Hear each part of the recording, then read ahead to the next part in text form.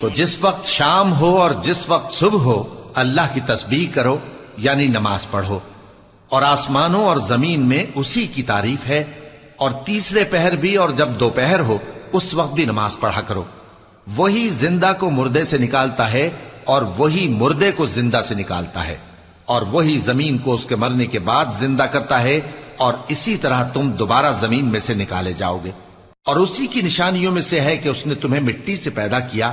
پھر اب تم انسان ہو کر جا بجا پھیل رہے ہو، اور اسی کی نشانیوں میں سے ہے کہ اس نے تمہارے لیے تمہاری ہی جنس کی عورتیں پیدا کی تاکہ ان کی طرف مائل ہو کر آرام حاصل کرو، اور تم میں محبت اور مہربانی پیدا کر دی۔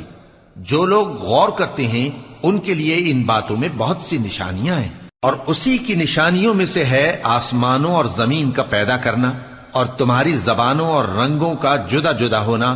اہل دانش کے لیے ان باتوں میں